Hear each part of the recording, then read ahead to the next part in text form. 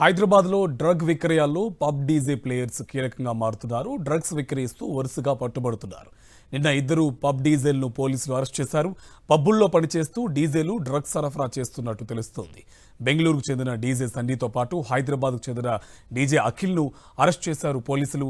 వారం క్రితం డీజే సిద్ధార్థ్ సైతం అరెస్ట్ అయ్యాడు. పబ్లో యువతకు ఎండీఎంఏ కొకైన్, గంజాయి సరఫరా చేస్తున్నారని, హైదరాబాద్లోని పలు పబ్బుల్లో డీజేలుగా పనిచేస్తూ డ్రగ్స్ సప్లై చేస్తున్నట్టు పోలీసులు అనుమానిస్తున్నారు. దీంతో డీజేల డ్రగ్స్ సరఫరాపై పోలీసులు ముమ్మర విచారణ చేస్తున్నారు. ఇదేంటికి సంబంధించి మరింత సమాచారం మా కరెస్పాండెంట్ సాయి కిరణ్ మనకి లైవ్లో అప్డేట్స్ అందిస్తున్నారు. సాయి కిరణ్, డీజేలు పనిచేస్తూ పబ్బుల్లో డ్రగ్స్ విక్రయిస్తున్నట్టు తెలుస్తుంది. దీనిలో విద్యార్థులు కూడా చాలా వరకు ఉన్నట్టు తెలుస్తుంది. అప్డేట్స్ ఏంటి? కార్తిక్, ముఖ్యంగా హైదరాబాద్ అంటేనే ఇప్పుడు ప్రస్తుతం గుర్తుకొస్తున్నటువంటి పబ్బులు, ఆ పబ్బుల మాటన డ్రగ్స్ విక్రయాలు అనేటువంటిగా మారింది పరిస్థితి. అయితే ముఖ్యంగా పబ్బుల్లో అనుమానం రాకుండా డ్రగ్స్ విక్రయించాలంటే పబ్బుల్లో కీ రోల్ ప్లే చేసినటువంటి డీజే ప్లేయర్సే అక్కడ సంగీతాన్ని ప్లే చేస్తూ ఉంటారు. సో వాళ్ళు అక్కడ వచ్చేటువంటి కస్టమర్స్కి, ముఖ్యంగా యువతకు డ్రగ్స్ను ఎక్కువగా అమ్ముతున్నట్టు అయితే టాస్క్ ఫోర్స్, ఎక్సైజ్ పోలీసులు గుర్తించారు. సో వాళ్ళ మీద ఫోకస్ పెట్టారు.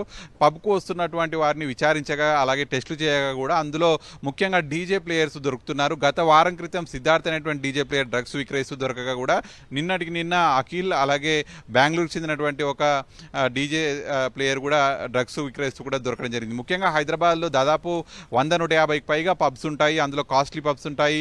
ఎక్కువగా యువత సాయంత్రం అయితే చాలు పబ్లలో సేద తీరుతూ ఉంటారు. సో ఇటువంటి వారికి డ్రగ్స్ అలవాటు చేస్తున్నారు. అది కాస్ట్లీ వ్యవహారంగా మారింది. డ్రగ్స్ విక్రయించడం వల్ల కోట్లు సంపాదిస్తున్నారు. సో అందులో ముఖ్యంగా డీజే ప్లేయర్స్ ద్వారా ఈ డ్రగ్స్ అనేటువంటి తొందరగా రీచ్ అవుతాయనేటువంటిది గుర్తించినటువంటి డ్రగ్ పెడ్లర్స్ వారిని ఆశ్రయించి వారికి కోట్ల రూపాయల డబ్బులు ఇచ్చి మరి డ్రగ్స్ విక్రయిస్తున్నట్టయితే తెలుస్తుంది. మరి ముఖ్యంగా ఎక్సైజ్ పోలీసులు కావచ్చు, అటు రాష్ట్ర పోలీసులు, అటు అందరినీ కూడా హెచ్చరిస్తున్నారు. ఈ డ్రగ్స్ బారిన పడి జీవితాలను నాశనం చేసుకోవద్దు. ముఖ్యంగా యువత, తల్లిదండ్రులు అందరూ కూడా దానిపైన ఫోకస్ పెట్టాలి. దాన్ని ఎవరు వాళ్ళ పిల్లలను డ్రగ్స్ బారిన పడకుండా చూసుకోవాలనేది అయితే కోరుతున్నారు. ముఖ్యంగా హైదరాబాద్లో ఉండేటువంటి పిల్లలు మాత్రం పబ్స్కు వెళ్తే ఆ పబ్స్లో ఎటువంటి కార్యకలాపాలు జరుగుతున్నాయి అనేటువంటి మాత్రం చెక్ చేయాలనేది పోలీసులు హెచ్చరిస్తున్నారు. Right, thank you Sai Kiran.